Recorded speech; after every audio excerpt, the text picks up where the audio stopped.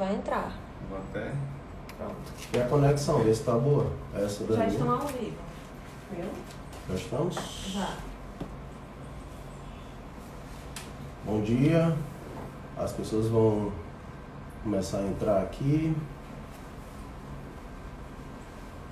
Estou aqui com meu amigo Rui Neto. Tava bom. Deixa as pessoas entrarem, a Marina já entra também. Só faltam 2 minutos para as 11. Bom dia a todos. São muitas credenciais, anota aqui para eu.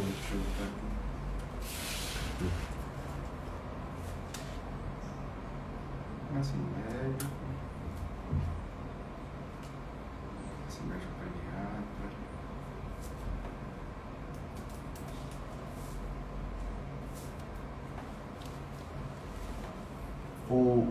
Tá bom, amor? A ICO e tudo, assim, a iluminação, tá ok?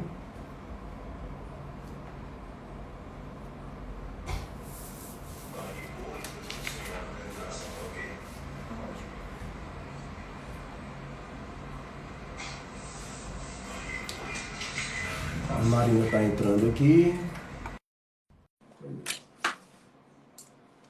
Ele é coordenador das regiões primária psicossocial de Fortaleza. Eu vou ficar aqui só porque Olá, Marina. Boa tarde, bom dia. Olá, Eduardo. Bom dia Boa por aqui, tarde. boa tarde para você. Sim, Vou boa apresentar aqui tarde. meu amigo Rui. Já eu dou as credenciais dele aqui pra gente, depois das apresentações. Tudo bom, Marina? Tudo bem, prazer. Prazer também. Primeiro eu queria dizer que eu estou muito feliz por estar lhe encontrando aqui, mesmo que à distância, né, pelas redes sociais. A gente é amigo há muito tempo, conterrâneos lá de Floriano, Piauí. Um abraço a todos lá de Floriano. E agradecer pela sua disponibilidade, parabenizar pelo Dia das Mães, primeiro, né? Eu sei que aí foi semana passada, mas de qualquer forma, a dona Elda deve ter recebido a ligação hoje de manhã, né? Com certeza. E assim, e parabenizar também você pela sua coragem, sua determinação em ser uma pessoa, uma liderança nesse momento difícil que a gente está passando, né? Porque você realmente se disponibilizou a ajudar com a experiência que você teve aí na Espanha, a nossa não só aqui a região Nordeste, mas a região Norte, quer dizer, vários estados que estão passando por uma situação tão difícil, né? Então, Marina, eu queria te apresentar aqui para quem está acompanhando a gente online, né, ao vivo. Agradecer a todo mundo que está presente. Já as pessoas estão chegando, mas vamos iniciar para a gente não perder tanto tempo. A Marina Bucar é nascida em Floriano, Piauí, formação em medicina lá em Floriano, lá em Teresina, pelo FPI. E depois você fez toda a sua pós-graduação, residência, mestrado, doutorado em Zaragoza, na Espanha, correto, Marina? Sim. Morei lá uns anos. Hoje ela é médica. Hoje você é médico do Hospital Puerta de Sul e professor da Faculdade de Medicina da Universidade de São Paulo, em Madrid, correto? Isso. Eu sou Eduardo Cronenberg, eu sou oncologista clínico e também pesquisador clínico, ou seja, conduzo estudos clínicos e em oncologia, né, diretamente. Estou aqui com meu amigo Rui de Gouveia. O Rui é médico pediatra, coordenador das redes de atenção primária e psicossocial de Fortaleza. Trabalha junto à gestão da Secretaria Municipal de Saúde e eu trouxe ele para ajudar a gente a conversar, bater esse papo, entender como é que foi a mudança da conduta em relação ao Covid-19 na Espanha, para a gente tentar trazer também para a nossa realidade como está acontecendo em vários estados, Piauí, Maranhão, ontem você conversou com o pessoal de Manaus. Então, vamos lá, vamos iniciar. Quer comentar alguma coisa, Rui?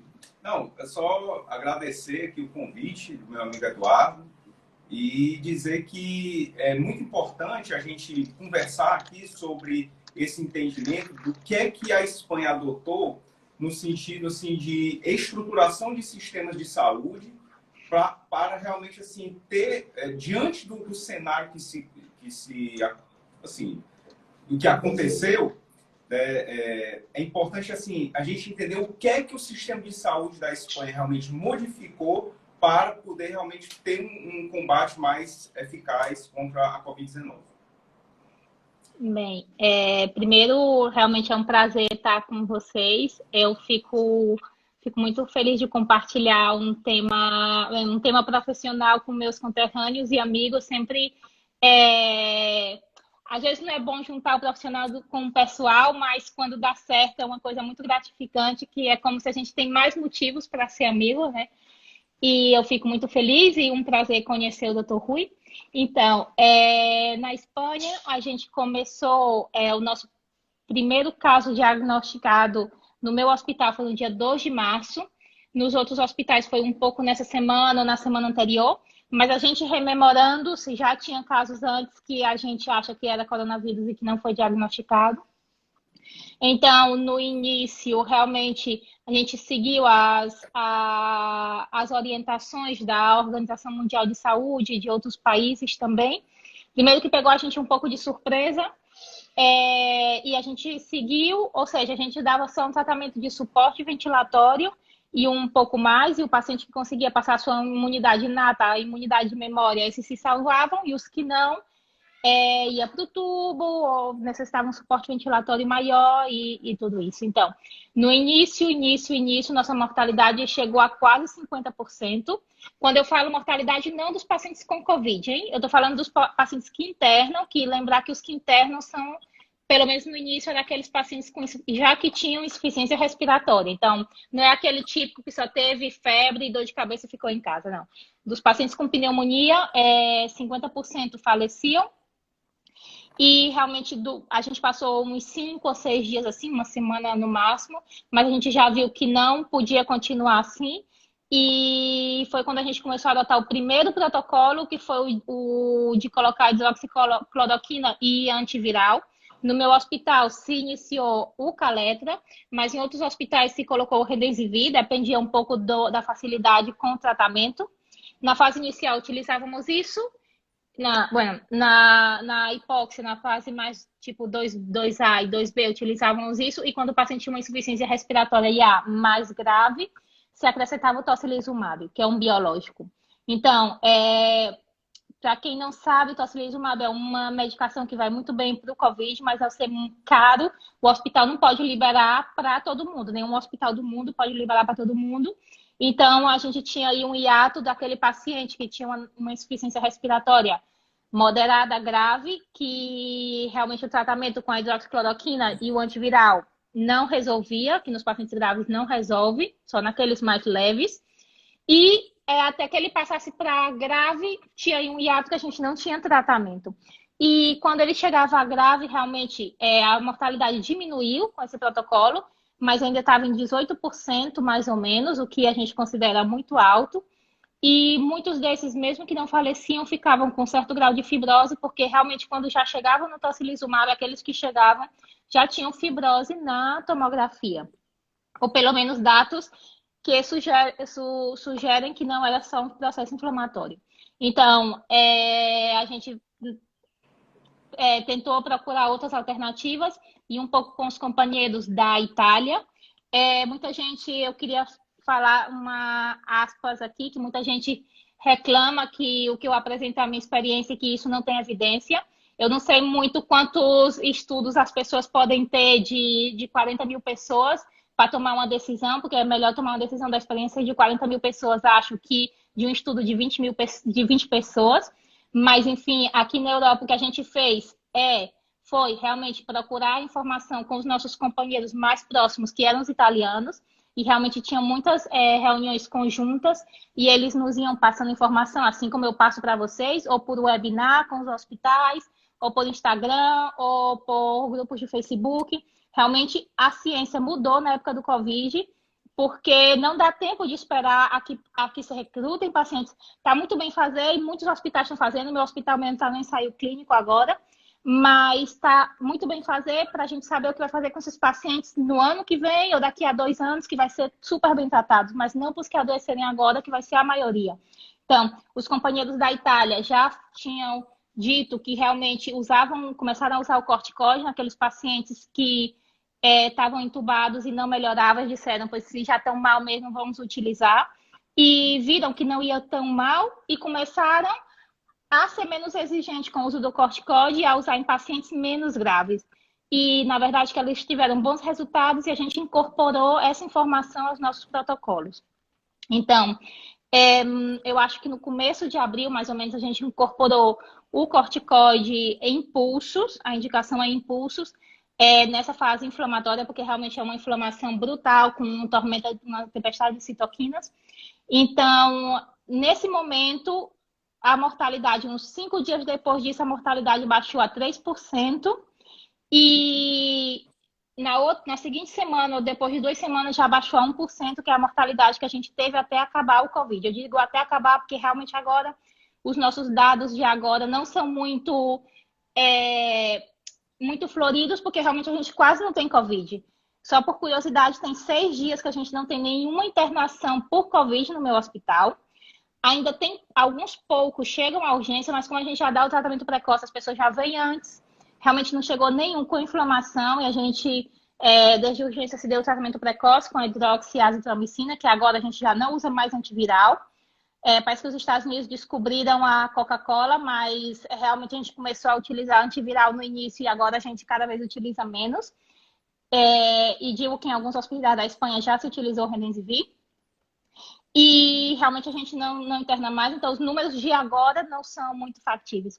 Quem morre na Espanha agora por coronavírus? Ou aquele que chega muito tarde no hospital, porque realmente, como em todos os lugares, tem pacientes que chegam muito tarde. Aqueles muito pluripatológicos, obviamente, vai continuar tendo nossas insuficiências cardíacas, DPOC, todos os pacientes pluripatológicos.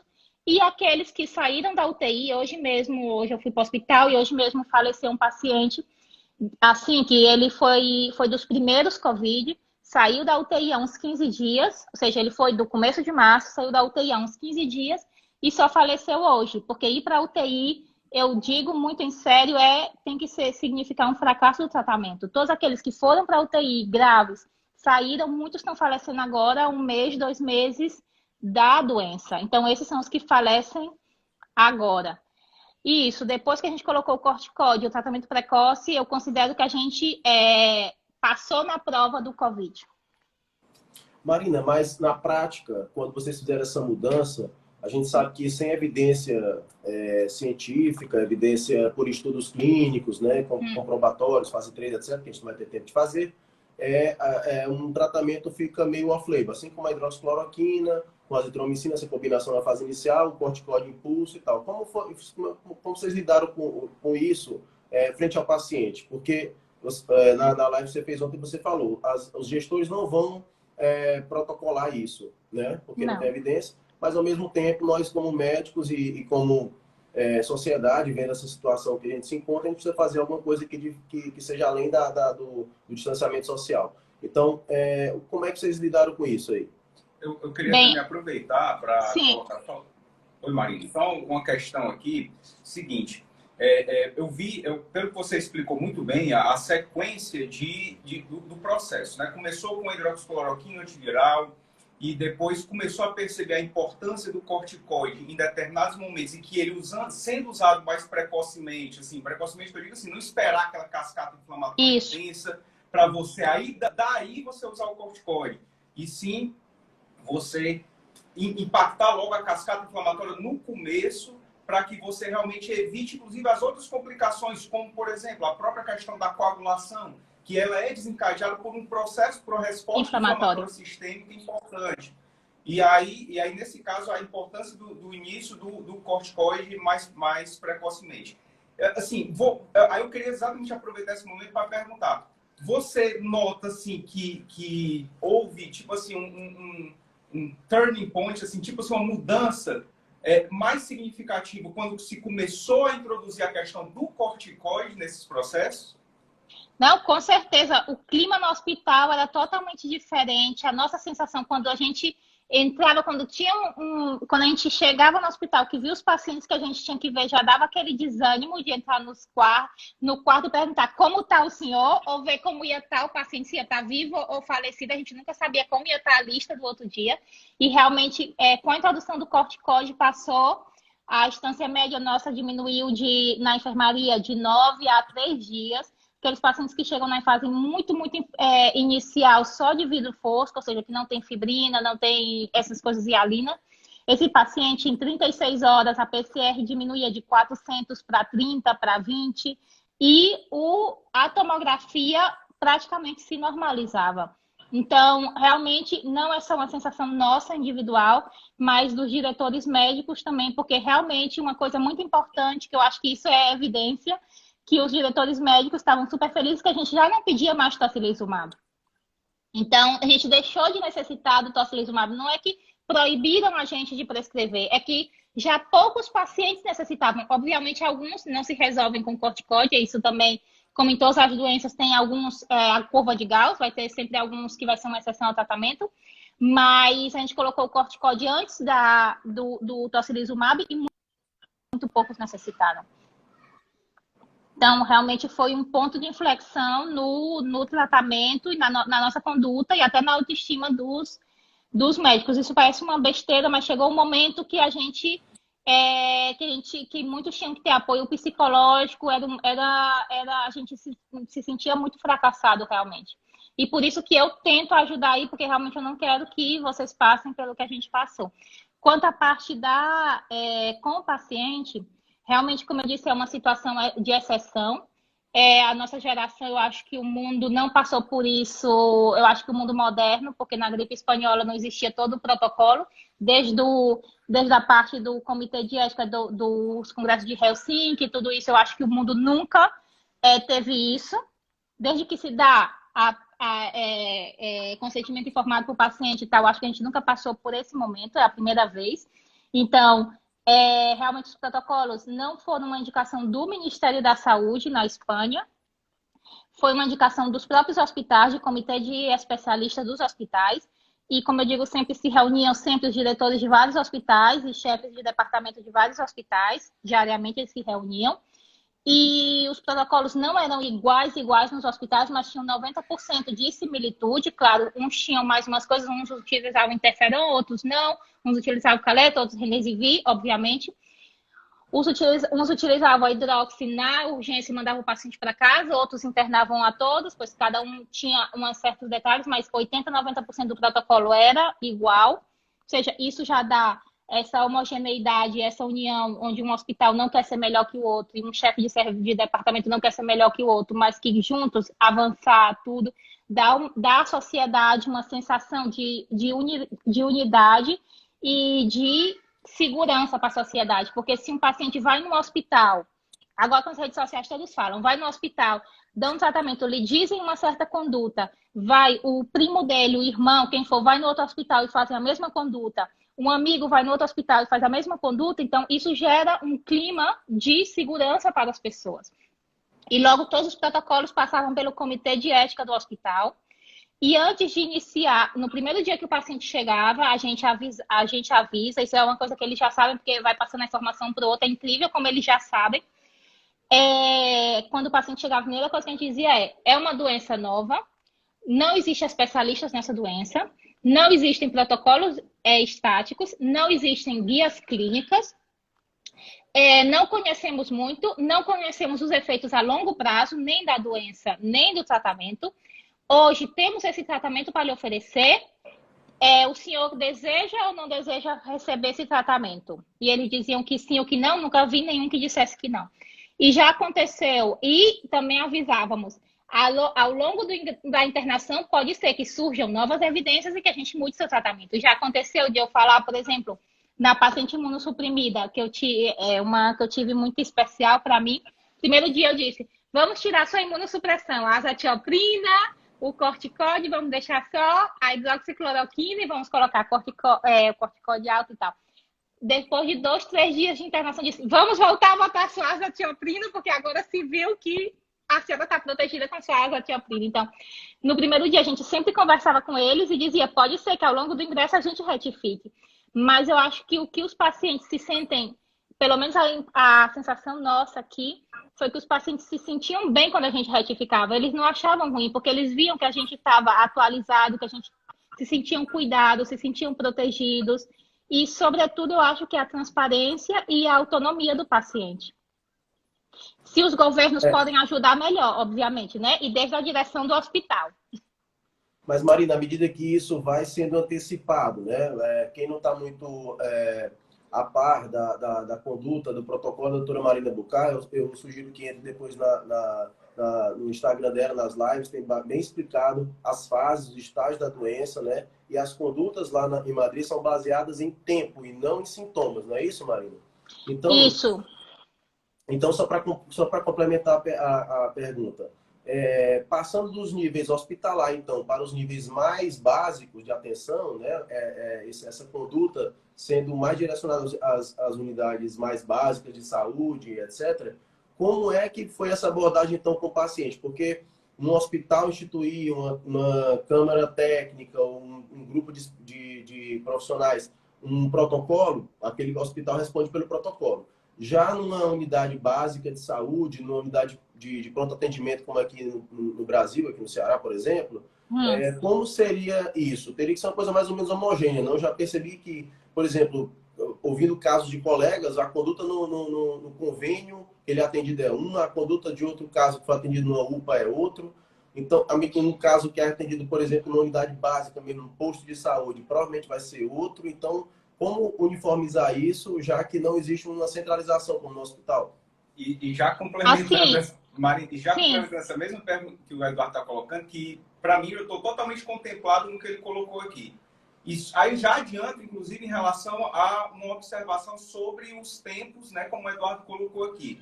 Que, na verdade, assim, quando você faz a dose bem elevada, no caso da metilprednisolona, é porque eu conversei com o Eduardo e a gente viu mais ou menos alguns dados das outras apresentações, e aí é uma dose bem elevada de metilprednisolona, mas aí o paciente está internado, né? O paciente internado e fazer isso aí. Ou seja, a gente imagina, então, um sistema de saúde onde eu tenha condição de pegar, por exemplo, um paciente nesse período, interná-lo e fazer a metilprednisolona em dose alta, mas ele estando internado. Eu estou ali monitorando, estou visualizando, estou colado nele.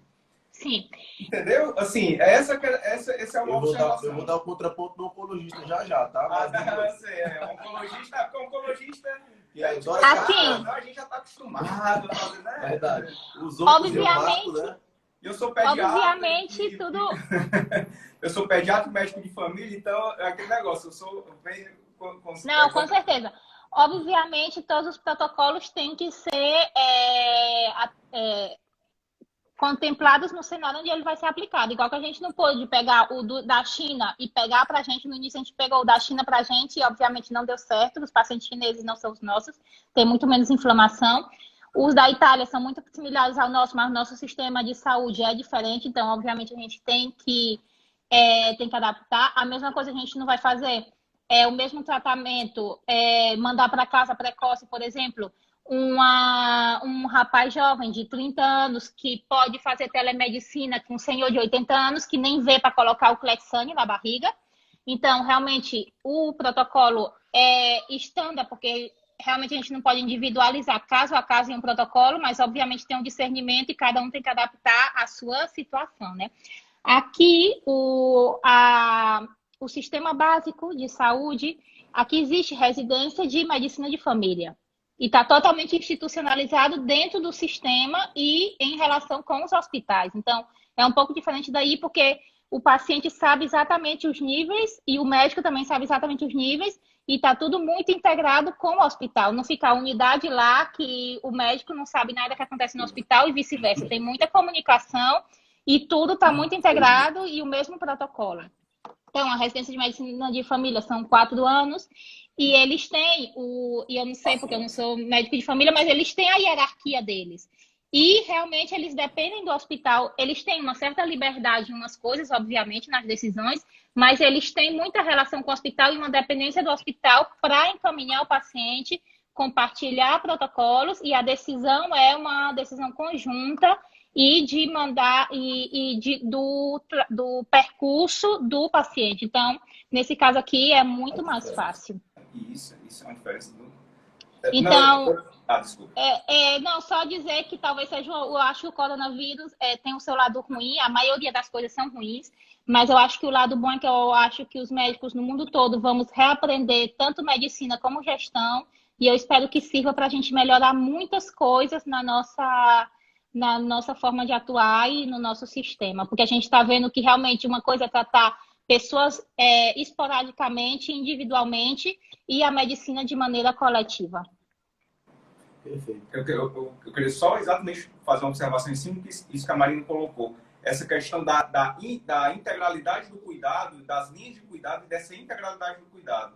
Porque essa característica de você realmente ter um vínculo, ter uma ligação dos níveis de atenção, isso daí faz uma diferença gritante. Isso aí faz uma diferença fundamental. E aqui no Brasil, por mais que nós tenhamos alguns locais que tenham um nível de qualidade, de excelência nisso, mas ainda há uma dificuldade de desenvolver essa questão dessa integralidade do cuidado. A atenção, muitas vezes, o profissional da atenção primária não sabe o que acontece nos outros níveis de atenção, os outros níveis de atenção também não acham que a atenção primária só faz passar remédio de verme. Certo? Então, assim, realmente a atenção primária é primordial, principalmente aí está o oncologista. O principal é a prevenção primária e a secundária, senão os hospitais, ter um bom médico de família, eu acho que é primordial na saúde da população. E realmente no Covid vai atender esse paciente precoce e saber reconhecer quando tem que enviar esse paciente para o hospital, né? Marina, então assim, voltando a falar do protocolo, né, que eu acho muito importante que todos nós que somos médicos, eu sou oncologista, sou da atenção terciária, né? Mas me vejo obrigado a voltar para os livros, para estudar uma coisa totalmente nova, né? Assim como acho que todos os médicos estão curiosos em relação a essa doença, porque ela atinge qualquer paciente. Então, meu paciente oncológico pode ter, como já teve, o Covid-19, como eu vou me conduzir? Eu vou simplesmente transferir o paciente para outro médico, para outra atenção? Eu não acho que vai chegar um ponto que não vai dar mais para fazer isso, porque a rede já está lotada. Aqui em Fortaleza nós estamos em lockdown desde sexta-feira, desde anteontem. Não querem chamar lockdown, mas acaba sendo, né? Nós estamos com os hospitais públicos e privados lotados, tá certo? Eu tentei conseguir uma vaga para um paciente no Hospital Geral de Fortaleza, não tinha ponto de oxigênio na emergência, quer dizer, uma situação de calamidade, né? Nós já atingimos as 1.000 mortes, quer dizer, nós atingimos 10% das 10.000 mortes do Brasil, só que nós temos menos de 5% da população do Ceará. Então, assim, nós estamos no Ceará numa situação realmente, a meu ver, né, muito grave, né? Então, medidas drásticas precisam ser tomadas. Aquela ideia de que a gente tinha de virose, de que como a dengue, influenza, H1N1 até, que era tratado em domicílio, né? Fica em casa tomando sintomáticos, hidratação. Eu acho que é o primeiro ponto que a gente tem que pensar em mudar, né, no caso dessa pandemia, no caso do Covid-19. Eu não sei se você concorda, mas o paciente, qual é o momento, então, que ele deve procurar? Todo paciente, então, no D3, ele tem que começar a saber contar os D também, né? O D1 do meu sintoma, que sintoma eu tive? Foi uma dor de cabeça, pronto, é o D1. Eu tenho que começar a contar dali o desenrolar da minha doença, né? Porque é uma doença bimodal. Ela começa com um sintoma de infecção e depois ele vem com o sintoma o quadro inflamatório depois, correto? Então, assim, que momento esse paciente tem que ir para uma assistência? No D3, no D5? Ele precisa... fala um pouco, bem de forma resumida, como é que você vê essa mudança de paradigma, porque a gente tem que mudar essa visão, essa mentalidade em relação à virose, como é esse caso, né? É importantíssimo. Bem, isso é uma situação um pouco complicada, porque vai depender dos protocolos que os gestores aprovarem, né? Se o paciente vai para o hospital na hora que eu acho correta, e aí vão mandar ele para casa com dipirona, a única coisa que ele fez foi ter mais risco, se ele não estava contaminado, de ser contaminado, e não vai e um colapso do sistema que não vai servir para nada. Eu vou dar a minha opinião, obviamente, que por isso eu estou aqui para dar a minha opinião, não é a opinião, não, as pessoas não têm que os gestores, obviamente, não têm que acatar essa opinião, mas aqui a gente fez aqui. No início, a gente dizia para o paciente só com dispneia ao hospital, porque a gente entendia que, como a doença é autolimitada aos 5 primeiros dias, na maioria das pessoas, é verdade, se mandasse todo mundo com a face infecciosa, ia colapsar o sistema. Mas o que a gente notou é que quando chegam na fase de dispneia, talvez já tenham lesões irreversíveis, já é tarde, já tem lesões irreversíveis, porque o paciente, no início da inflamação, ele não dá dispneia. O ideal seria isso, que ele no primeiro dia que ele tivesse a mínima inflamação, tipo 5% do pulmão afetado, ele já se notasse dispneico e fosse para o hospital, isso seria ótimo. Mas nessa doença não é assim, a gente se adapta às doenças, não são as doenças que se adaptam à nossa realidade, né? A gente que tem que se adaptar. Então, a doença silenciosa só vai dar dispneia quando já tem uma grande parte do pulmão afetado. Esse paciente vai necessitar muito suporte de oxigênio, talvez intubação, medicação mais cara, mais dias de enfermaria, e se for para UTI, mais dias de UTI e recursos, e maiores recursos, e com profissional mais especializado, que não é a mesma coisa um profissional da UTI que um médico de família ou um médico de enfermaria, né? É muito mais fácil substituir um médico da enfermaria que substituir um intensivista. Agora aqui com a gente, na enfermaria, estavam passando com a gente cardiologista, radiologista, passava a planta de medicina interna, neurologista, obviamente os pneumologistas, pediatras, porque aqui as crianças não adoeceram do Covid, então os pediatras estavam vendo adultos com a gente. Sim. Então, sim. Sim, as pessoas dizem, aqui teve pessoas graves, aqui também teve uns graves, mas a maioria foram leves, é tanto que os pediatras vieram ajudar a gente. E então a gente consegue fazer protocolos mais ou menos estándar para a maioria dos pacientes e consegue substituir, mas nenhum desses podia ir para a UTI substituir ou ajudar o intensivista, obviamente. Os pacientes mais graves a gente via, mas esses mais leves a gente dava para eles. Então, a gente viu que não dava certo isso da dispneia e o governo não mudou a indicação, ainda hoje. Agora não dizem nada, mas realmente se for no site do Ministério da Saúde ainda tá, vá quando tem dispneia. Quando tem falta de ar, mas os próprios pacientes foram contando uns para os outros e eles mesmos vieram antes e realmente vindo antes a gente pôde mudar. A sensação que dá é que vai ter mais colapso, mas essa não foi a sensação da gente, foi como a gente conseguiu diminuir o colapso, foi vendo um volume maior de pessoas e uma situação de menor gravidade. Porque tem mais rotatividade, pode ser visto por médicos menos especialistas, com uma formação muito mais rápida, que é uma coisa muito mais automática, muito mais protocolizada, e vai e vem muito rápido. Alguns nem precisam de oxigênio. Porque o Eduardo vai colocar aqui o caso. Então, assim, depois que o Eduardo colocar esse caso aqui para exemplificar, aí eu queria colocar, Marina, assim, algumas estratégias que nós estamos desenvolvendo aqui em Fortaleza e também assim, seguindo recomendações do governo do estado do Ceará, recomendações essas que, como você mesma já colocou aqui mesmo nessa live, talvez tenha até colocado em outras lives, recomendações de gestores, recomendações de serviços públicos, recomendações, elas têm que seguir diferente, por exemplo, um serviço onde você está no seu ambiente privado, onde você recebe aquela pessoa e diz assim, olha, o tratamento é esse, existe esse risco, eu estou aqui me comprometendo com você, e a pessoa diz, não, doutor, eu quero fazer. Ok, é uma coisa. Daí a fazer um protocolo para o estado do Ceará ou para o Brasil, de recomendações, onde chancela toda medida que for feita e tomada, todo medicamento que for prescrito. Já isso daí tem esse detalhe. Então, assim, eu vou falar um pouco depois que o Eduardo colocar o caso, do que é que a gente vem fazendo aqui e propondo aqui também, certo? Certo, só dizer que esse protocolo...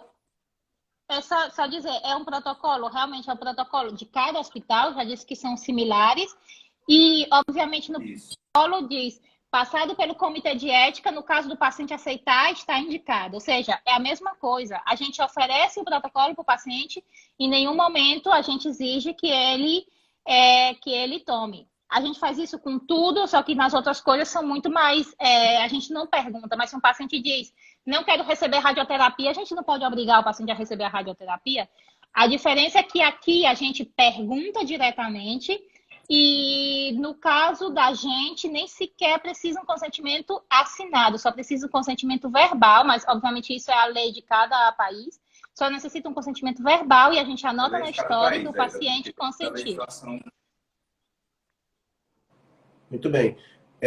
Você falou aí de especialidade. Na oncologia, a gente tem uso compassivo com uma certa frequência. Acho que outras especialidades também, porque são situações que o paciente muitas vezes não tem alternativa de tratamento né? E algumas drogas que não são aprovadas no Brasil são, ou então uso off-label, a gente acaba usando com, logicamente, um termo assinado pelo paciente, ele sabendo os riscos e benefícios, mas o médico também assume essa responsabilidade.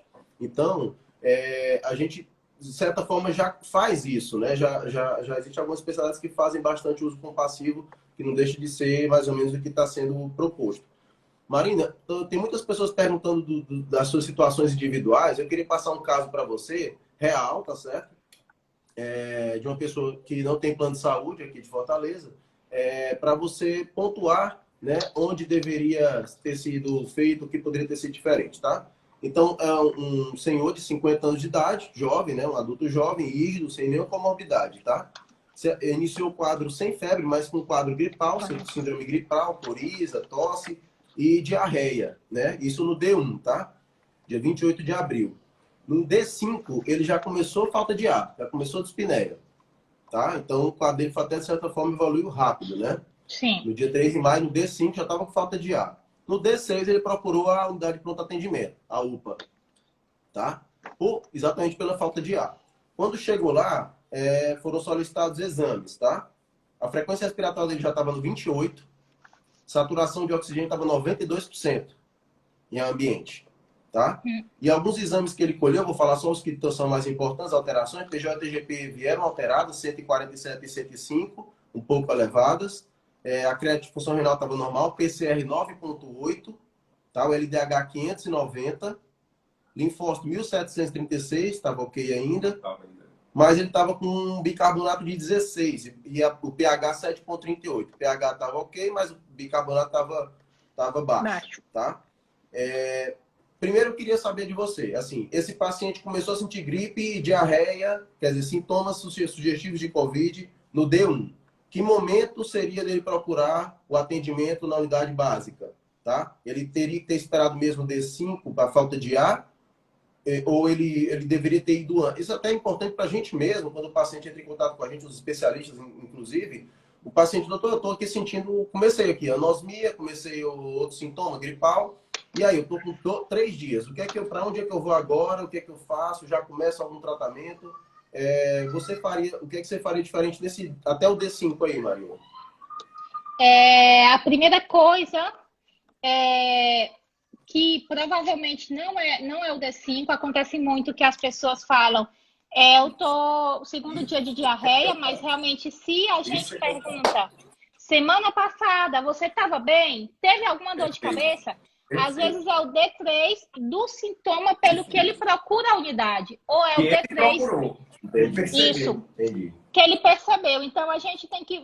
eu sempre digo, a gente tem que voltar a ser médico de antes, porque realmente agora acontece muito, principalmente com os médicos mais jovens. Aí eu também, mesmo que eu não seja muito jovem ainda, já tenho 10 anos que acabei a residência, mas que antes eu me lembro do meu chefe, que ele passa aí meia hora escutando o coração e um sopro, não sei o que e tal, e a gente... Fala com o paciente 5 minutos, pede um monte de prova, vai, escuta o coração, tem um sopro, vai no corredor, pega o ecocardiograma e faz um eco rápido no paciente. Então, a gente tem que voltar... Tem aqui que a gente chama de doutor checklist. Então, é uma doença nova, então a gente tem que voltar às nossas origens como médico, quando a gente não tem muita coisa. Então, passar o checklist no paciente, isso sim, porque pode ser que 3 dias antes ele teve um pouco de dor de garganta e um pouco de dor de cabeça, mas ele até esqueceu, porque ele não se importou com isso. Mas não é um sintoma grave, mas para a gente fazer a cronologia é muito importante. Então, dizer, há 3 dias o senhor estava perfeitamente, não teve nada, tal, porque às vezes no 3º dia ele tem algum sintoma mais grave que chame a atenção, mas antes não.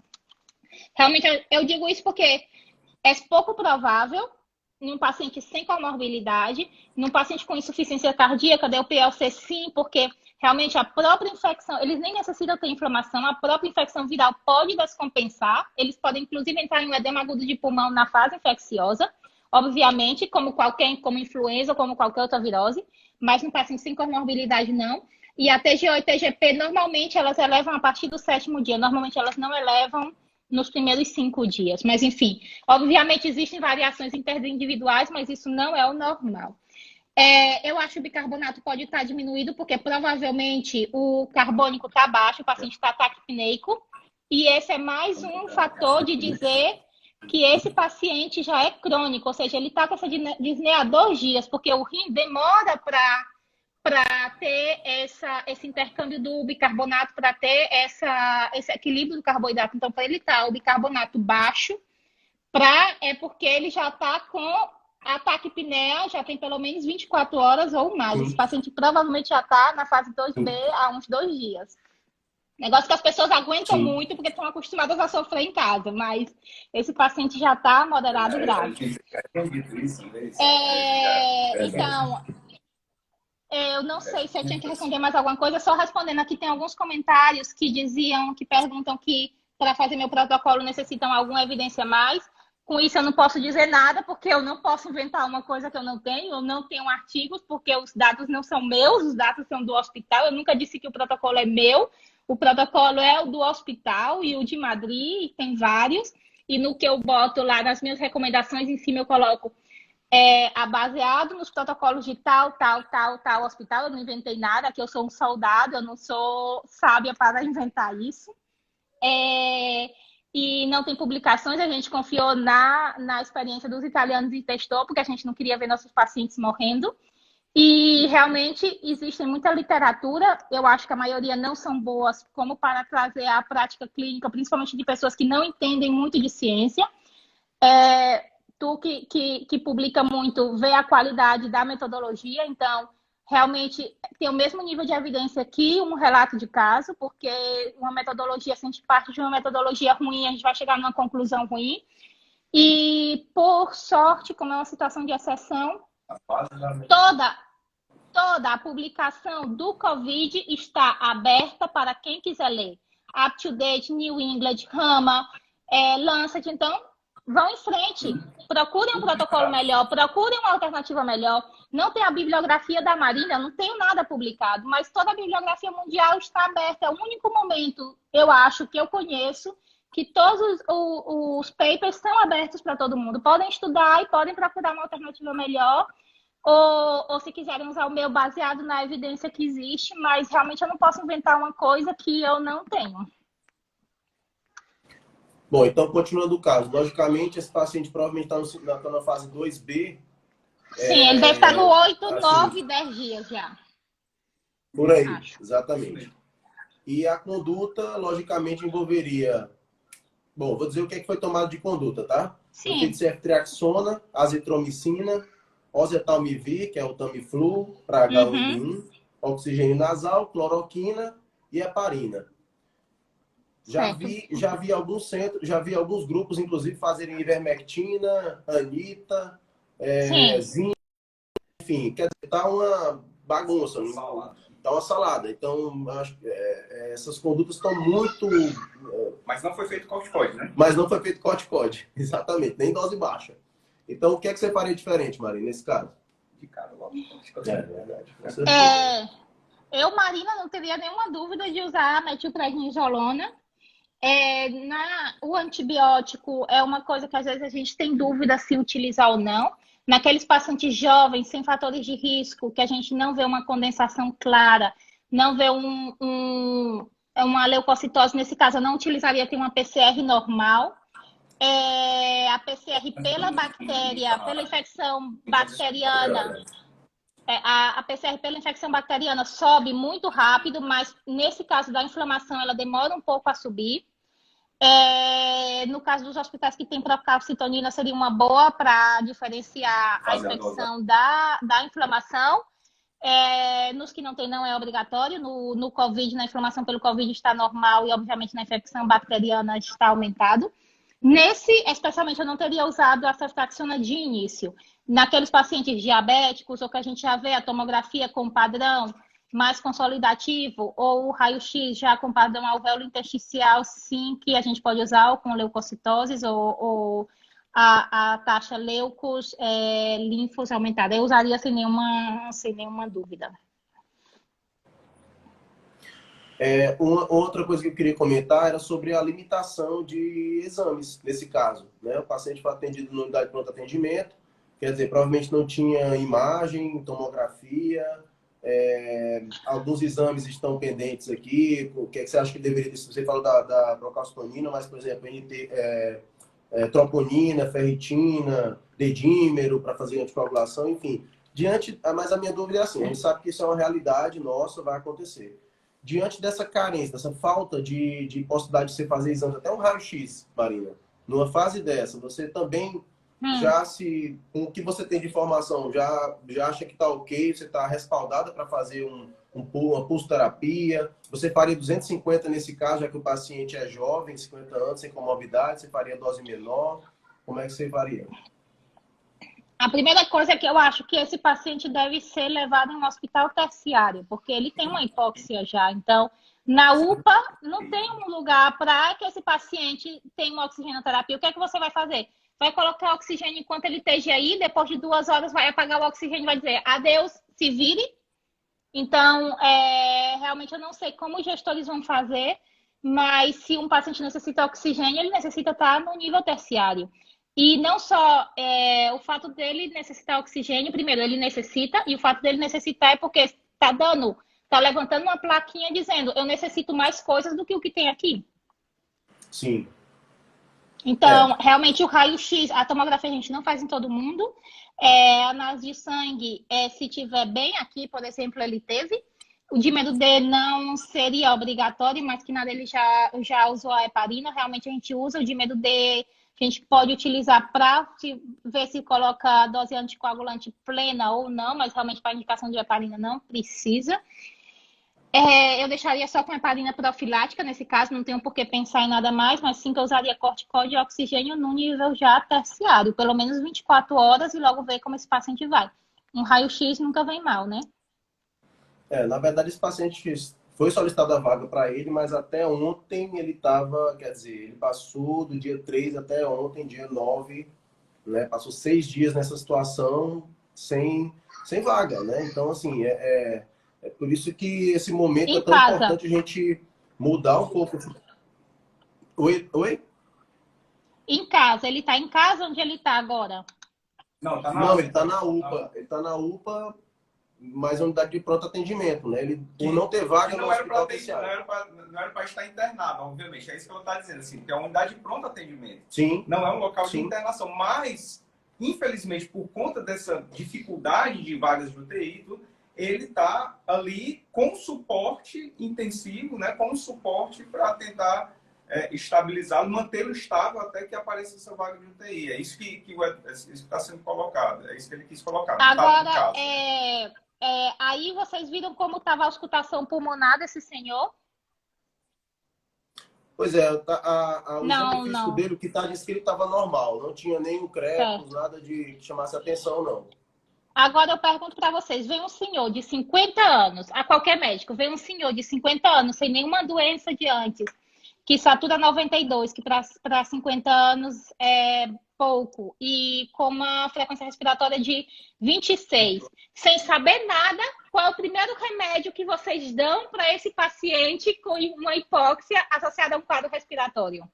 Oxigênio, né? Além do oxigênio, assim, a primeira coisa que a gente dá é o corticóide. Sim. A primeira coisa que a gente faz é o corticóide. Até quando chamam a gente com os edemas agudos de pulmão, mesmo a gente sabendo que é cardíaco, quando tem asma cardial, a gente coloca o corticóide, porque o paciente melhora.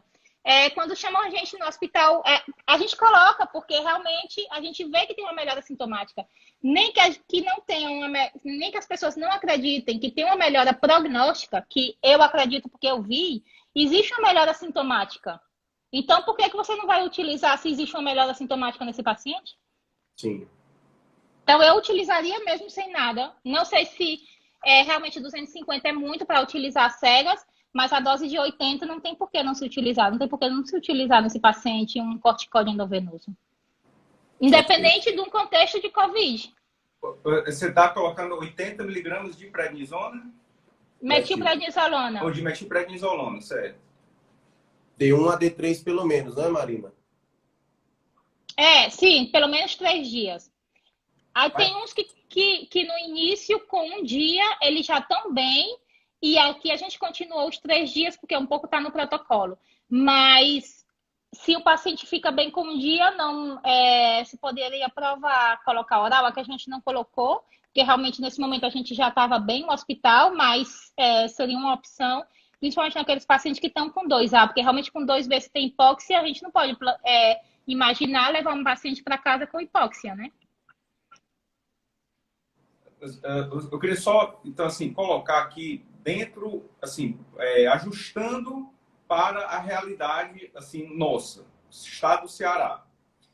Porque porque eu posso até falar de Fortaleza, que é uma realidade, mas a gente tem que lembrar que o estado do Ceará tem vários outros municípios que também não vão ter essa mesma estrutura, porque quando eu falo de fazer um pulso de corticoide, eu estou falando de internar o paciente para poder fazer esse pulso, monitorá-lo e aí depois realmente eu conseguir frear isso daí, certo?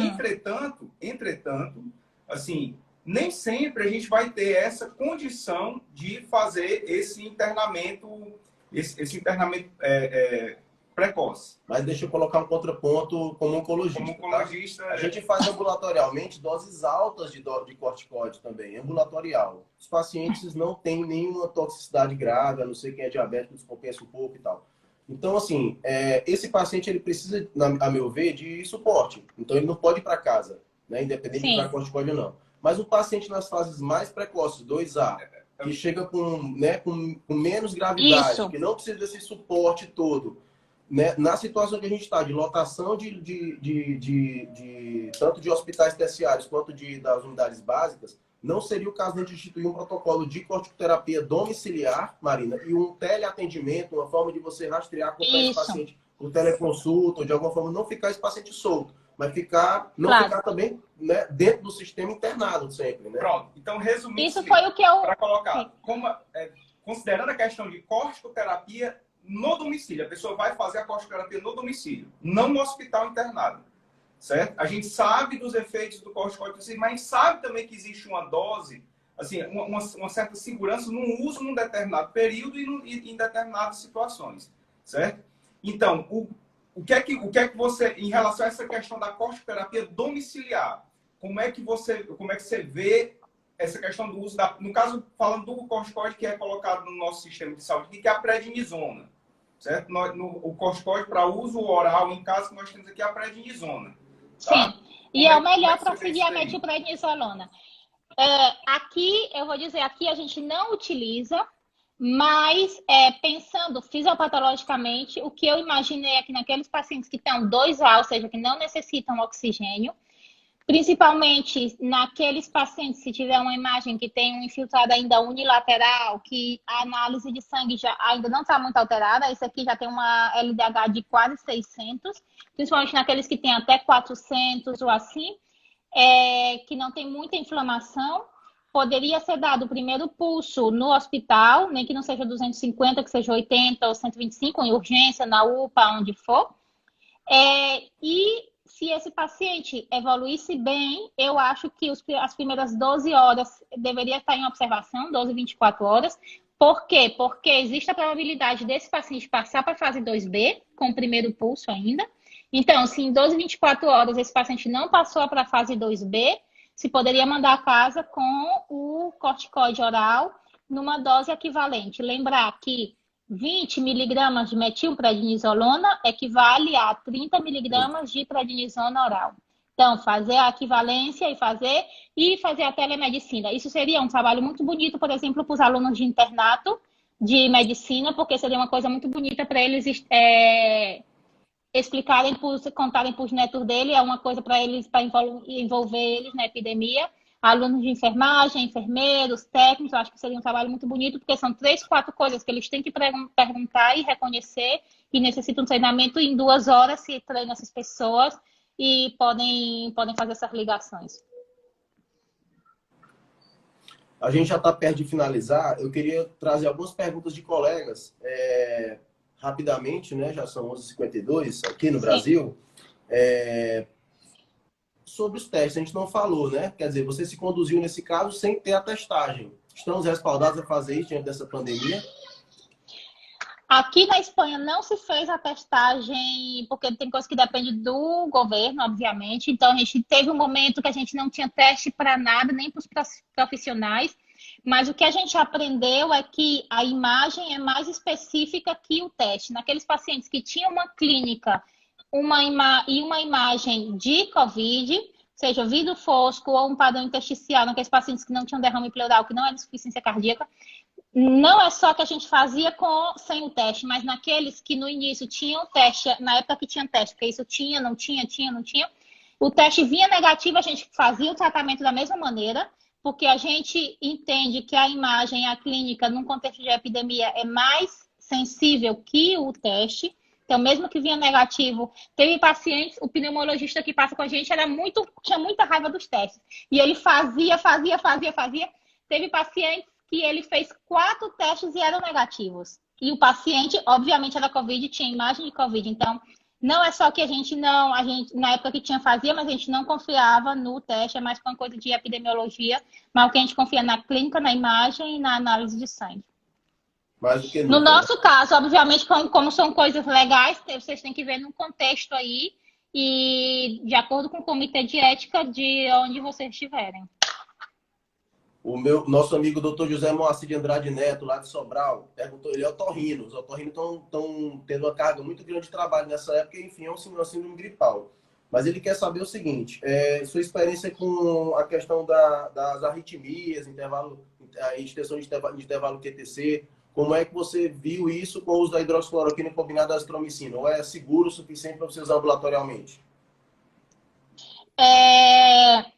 A gente não teve problema, como eu disse, na nossa equipe tem um cardiologista e o que ele orientava fazer uma eletro na urgência, no início a gente nem fazia, quando estava aquele caos de pessoas, a gente não conseguia fazer para todo mundo, mas quando se tranquilizou mais, a gente fazia e repetir com 48 horas, o que se fazia naqueles pacientes que têm um QT menor que 450, sem nenhum problema. Com o QT corrigido entre 450 e 500, não associar a azitromicina, porque realmente o pior é a combinação.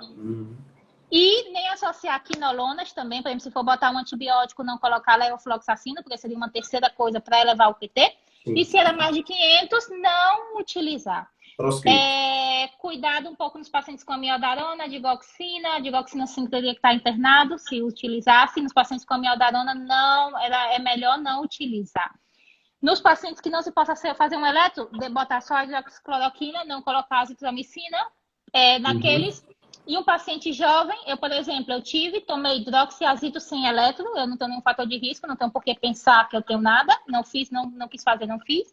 Mas naquele tipo de paciente isquêmico, que a gente pode achar que possa ter um fator pró-arrítmico ou com muita pluripatologia, não colocar azitromicina, não existe nenhuma evidência da azitromicina sozinha, então nunca vai se tirar a hidroxicloroquina, vai se tirar a azitro. E no caso de ter que tirar a hidroxi por amiodarona ou alguma coisa, não se coloca nenhum dos dois, já se passa, não faz o tratamento precoce, se faz o corticóide se precisa, se entra na fase inflamatória. E só vou contar uma anedota que eu já contei em algum outro livro. A gente teve um paciente de 40 e poucos anos com Wolff Parkinson White que utilizava o antiarrítmico, esse que agora não vem o nome, agora eu não vou me lembrar.